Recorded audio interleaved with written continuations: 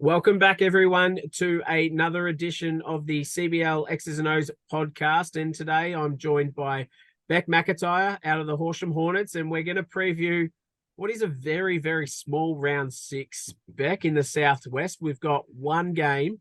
I think that's got to do with the Horsham tournament being held this coming weekend. And in conjunction with that, we've got a men's game between Horsham and Hamilton. This is going to be a really big game, this one.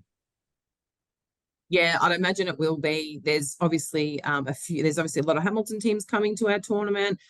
Obviously, we've got a lot of people around town with the junior tournament being on, so I'd expect it to be a big crowd.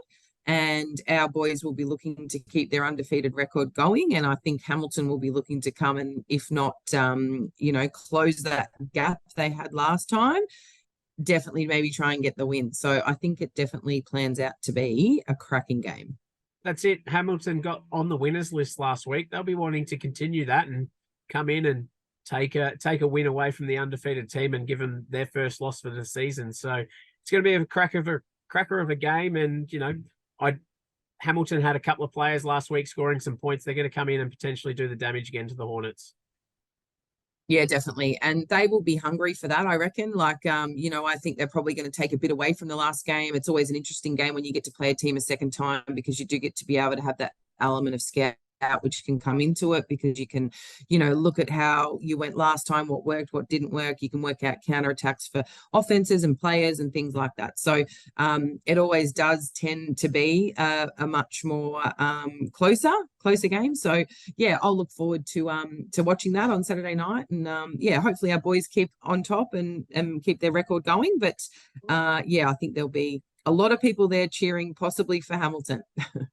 That's it. But that's our round six preview done. It feels very weird when you're previewing the one game this week. But in conjunction with this, you might have seen earlier today the grand final locations have been announced. And in the Southwest Conference, the grand final is going back to be hosted in Horsham again. Now, last time we hosted the grand finals in Horsham, they were sellouts. 2 games, both sold out. How amazing is that going to be when we get to grand final in, I don't know how many weeks it is in the Southwest, but we'll get there eventually.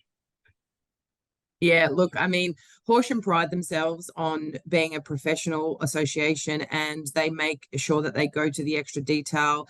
They really, really, really want to be leading the conference in the way that they run their nights. And I know they work really hard to make sure that it is a high level of professionalism, and that they, put the time and effort in, which is a massive credit to them, because they're a fully volunteer organization, and they've just got a really great board there of people that, they want to keep that brand going. They want to really keep that standard high. So regardless of whether Horsham's in it or not, they will still put on the most amazing night. And I think a lot of teams know it's hard to beat us at home just because of that crowd that we get. So we just have a basketball community that supports it, and we always, like most weekends, it's a sellout for us. Like we always pack 300, 400, 500 people into our home games. So I was at a couple of games on the weekend, and I reckon there was 20 people there, and 10 of them were Horsham people that had traveled over. So at the end of the day, it's not something that you get all the time when you go to other associations, is a crowd. So it does put that extra element into it, regardless of, as I said, Horsham playing or not. Fingers crossed we have both Horsham teams in, and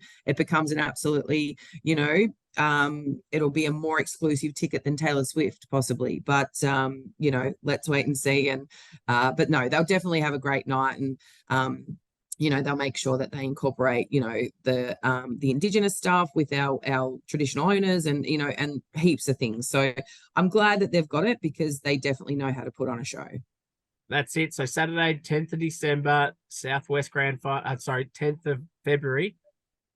We go to February in the Southwest. So February 2024, we will see our Southwest Conference Grand Finals heading to Horsham in front of packed stands, sold out crowds. Hopefully, again, it's going to be a cracker time when we get to that. But I'm looking forward to jumping on a call with you next week to review again one game. It's going to be very weird jumping on a call. Won't take long. One game, but it's going to be an interesting one. It's going to be a very interesting. Crowds are going to be there.